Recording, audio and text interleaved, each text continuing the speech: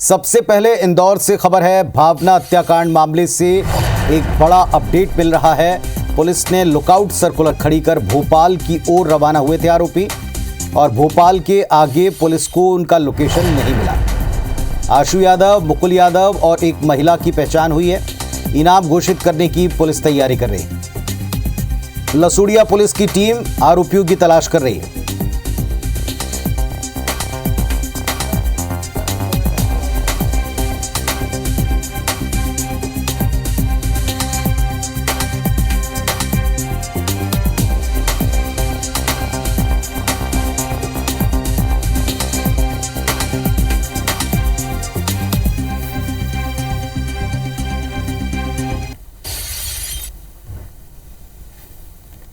लगातार ही आरोपियों की तलाश जारी थी, जिसमें प्रथम दृष्टया कुछ आरोपियों के नाम चिन्हित हुए थे, जैसे कि आशु यादव, मुकुल यादव और एक साथ में महिला मित्र भी थी। अभी तक की जानकारी के अनुसार वो बस पकड़ के भोपाल गए हैं। लगातार हमारी पुलिस की टीमें लगी हुई हैं, उनको ट्रेस करने का प्रयास कर रही हैं। जल्दी उनकी गिरफ्तारी की जाएगी।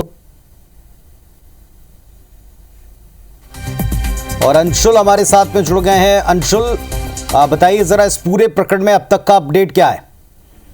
बिल्कुल पुनीत, आपको बता दो कि भावना हत्याकांड जो हुआ था उसमें सबसे पहला सीसीटीवी फुटेज पुलिस को मिला था, जो कि बॉम्बे हॉस्पिटल का था। और इस सीसीटीवी फुटेज में कार से उतरते हुए कुछ युवक और उनके साथ एक युवती जो है वो दिखाई दी थी, जिनने की भावना को स्ट्रक्चर पर लेटाकर हॉस्पिटल के अंदर ले गए थे।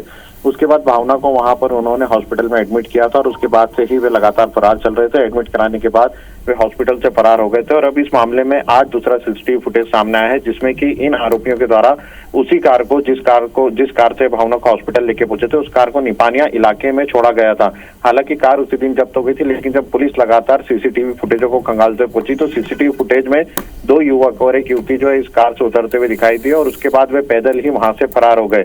इस मामले में थोड़ी दूर का एक और सीसीटीवी दिखाई दिया, जिसमें कि एक युवक जो है वो आशु यादव, जिसे बताया जा रहा है, वो बाइक पर बैठकर भाग गया था। उसके अलावा एक युवक और एक और जो युवती थी वो पैदल जाते हुए दिखाई दिए थे। पुलिस इस पूरे मामले में सर्चिंग कर रही थी, और अब यह जानकारी सामने आई है कि आरोपी जो है वहां से बस पकड़कर भोपाल की तरफ रवाना हुए थे, और उसके बाद वहां से आगे जहां कहीं उनके फरार होने की संभावना है। हालांकि इस पूरे मामले में जो आरोपी चिन्हित हुए, जिनकी पहचान हुई, उनके घरों पर भी पुलिस के द्वारा दबिश दी गई थी, लेकिन वहां पर परिवार के लोग भी नहीं मिले, जिससे ये आशंका जताई जा रही है कि हो सकता है कि आरोपी जो है ये विदेश भागने की फिराक में हो, और इसीलिए इंदौर पुलिस के द्वारा एक लुकआउट सर्कुलर नोटिस जो है वो आरोपियों के खिलाफ जारी किया गया, जिससे कि ये देश के किसी भी एयरपोर्ट पर पहुंचते हैं तो इनकी पहचान जो है वहीं पर की जा सके।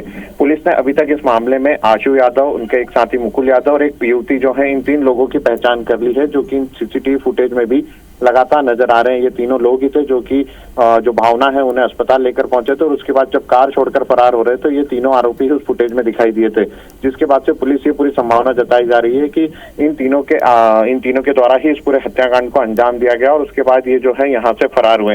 हालांकि पुलिस उनकी सर्चिंग लगातार कर रही है, लेकिन अभी तक पुलिस के हाथ भी जो है वह पूरी तरीके से खाली है। पुलिस का मानना है कि आरोपी जो है वो लगातार फरार हो रहे हैं, लगातार भागते चले जा रहे हैं, और अपनी लोकेशन जो है वो लगातार बदल रहे हैं, जिसके कारण पुलिस को उन्हें पकड़ने में चुनौती साबित हो रही है। और जब पुलिस के द्वारा इनके परिजनों की तलाश की गई तो परिजन भी जो है इन आरोपियों के नहीं मिले, जिससे पुलिस के लिए चुनौती जो है वो लगातार बढ़ रही है।